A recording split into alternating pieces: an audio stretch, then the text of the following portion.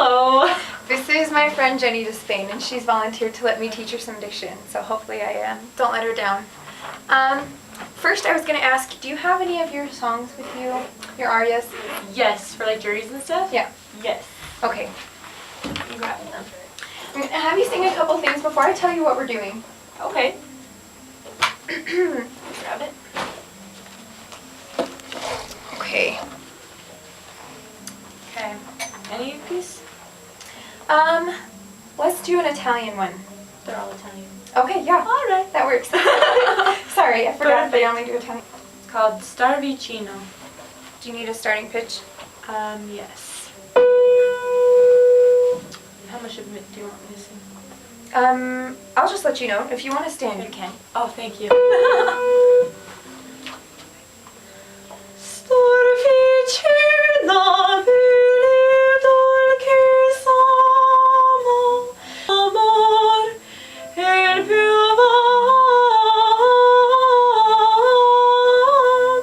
Sorry, I messed up. No, that's good. That's good. All right.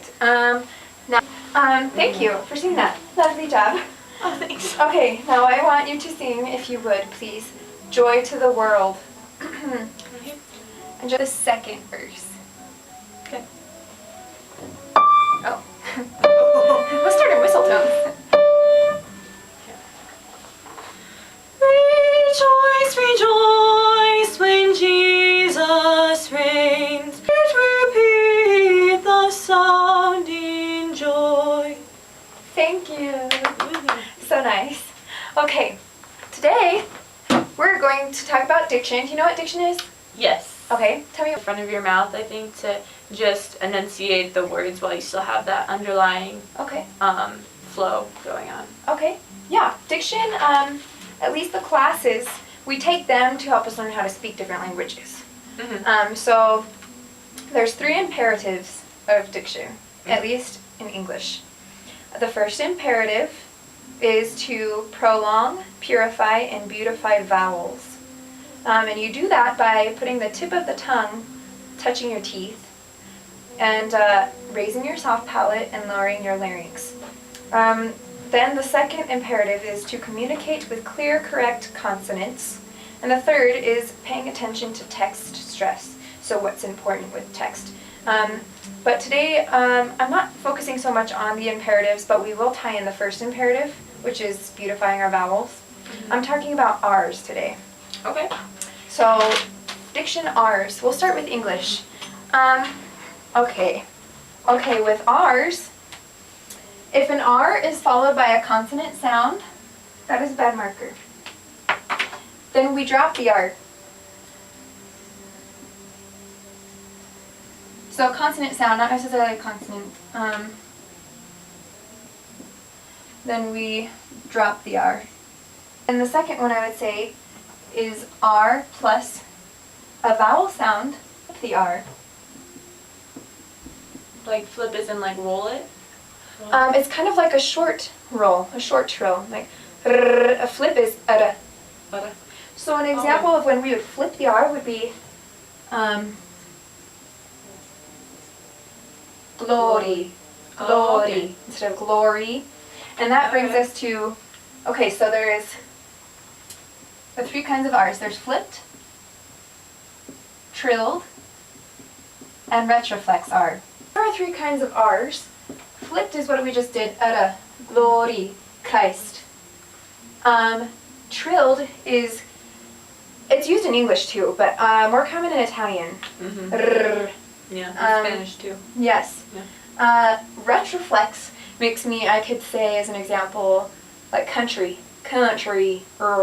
Roger, Randall, It's that real ugly R that we usually try to avoid in diction almost completely in singing. Okay. There's just rare cases where it's acceptable. But as Brother Kempton said, the retroflex R is the devil. So don't avoid it. So I'll just write on here as another example is Christ. You always flip the R between vowels. Okay. So like, this isn't a vowel, but that's a vowel sound. So glory. Okay, so like if it's sandwiched in between vowels? Yes. Okay. So intervocalic is what we call it. When would you trill it? Like you can include like glory. Glory. You wouldn't do that. Even in Italian, between two vowels, it's flipped. Okay. The reason you would ever trill in like Italian would be if it's at the beginning of a word, Okay. or if it's not in between two vowels. Okay. So we'll apply it to make sense. Okay. The third thing I would write is, there's an exception. This is not after T or D. You don't want to flip it because then you sound like Dracula. Dracula, Dracula, Dracula. Oh. We don't want to I do gotcha. that. That's when you can use retroflex R. Okay. When there's TR or DR, you can say tr or dr. Like drive. Drive. Exactly. Drive, and the symbol for retroflex R is that actually.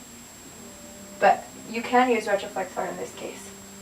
The third one I would say is that R at the end of a phrase, you either drop it or you add a schwa. Lord. So you just want to drop the R sound and pronounce it as if it's Lord, but not Lord, obviously, you know. Just like Lord. You almost sound British. Yeah. So that's okay. a case where there's a consonant sound and you drop the R. And there's a symbol for that O sound. Oh, Lord. And that's what you do there. Okay. And then, okay. Now, in Italian, it is also between vowels. You still want to flip it. And then pretty much everywhere else you're going to trill the R. Because it's Italian. You can sound like that. Yeah. Okay. Yeah? Okay. Yeah. Now, let's see. I didn't realize there were so many different ways to do an R.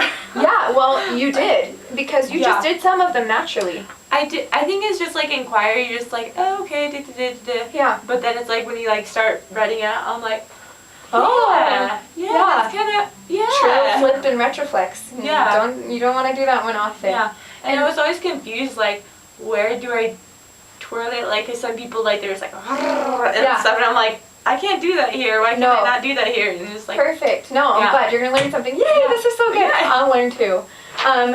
No, ours are really important, and let's try to apply it. mm-hmm. So in Italian, it's flipped between vowels, just like English, but trilled everywhere else. Okay. In English, it's acceptable to do retroflex after T and D. Mm-hmm. A lot of these you just did naturally. A couple Okay. of them we're gonna change. Okay. But I wanted you to do that Yeah. before you knew what we were doing. Yeah. Necessary. Mm-hmm. Specifically, why do you think between two vowels that we would just flip the R instead of, or vowel sounds instead of glory? Why would we go glory? Glory. I think because I don't know, but I know like in choir settings and whatnot, it'd be more realistic to just do that instead of having the whole choir going all over Right. the place. Well, You know. specifically, the reason why between two vowels we flip the R is because we want to make sure we're using the first imperative. And the first thing was to prolong, purify, and beautify our vowels. So instead of glory, glory. If we flip the R, we're allowing those Oh. vowels to be longer and more beautiful. Okay. When we sing, unless it's Broadway, unless it's a really upbeat kind of that style, Mhm. we don't want to call attention to our consonants. People need to be able to understand us, but we need to really, especially with classical music, especially with opera, it's all about making beautiful vowels. Mhm. So by shortening the R, we're allowing those vowels to be more beautiful. Yeah, that makes sense. Yeah, Yeah. it's so true. Okay, let's try singing these songs again and then see Okay. if we can apply what we've learned. Okay. Let's may start take- with your song because Yeah. Because the first word is star Regina. Yeah, you didn't have ours until like the second page that I. Yeah. Star vicino. On that one we would roll because it's. Yep, and you can do that because it's Italian. Okay. Yeah. You shouldn't feel like you're doing too much. It's allowed. Okay. Okay. Perfect. You don't have to go star vicino. Just star. What is it? Is that right? Star vicino. Yeah. Just like short star vicino. So you don't want to take all your Yeah. time rolling the R and Yeah. shorten the A. Yeah. The A should still have more tension. Yeah. It's just kind of at the last minute. Star vicino. Does that make sense? Yeah. Yeah. Let's go through it and see how you do. Okay. Stand or sit. How do you Yeah. feel?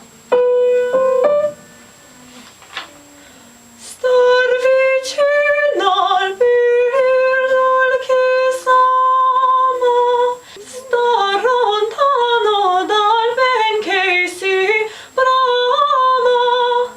Yeah. So, and bra. how would you do that for this one? I kind of just did it, bra. Yeah. I just did it really quick. And what kind of R is that?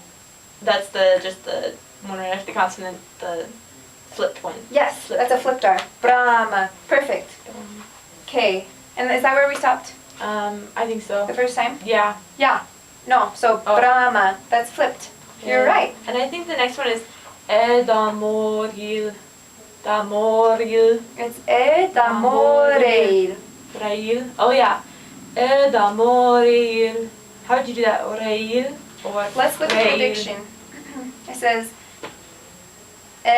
Edamorel. And see, that's a flipped R. Edamorel. Rail. You have to pronounce the E and the I. Okay. But for the R, see right here, what do you think that would be? Damoril. What kind of R would we Oh, use there? What's it between? Oh, it's between the vowels, so it's the flipped one. Yeah. Oh, that makes sense, yeah. Edamorel. Rail. Re. It just, instead of Re. R, it's Edamore. Re. Rail. Yeah. Rail. Rail. It's like a short trill. Yeah. So that's good. And you were doing the Brahma. You were already flipping the R just naturally.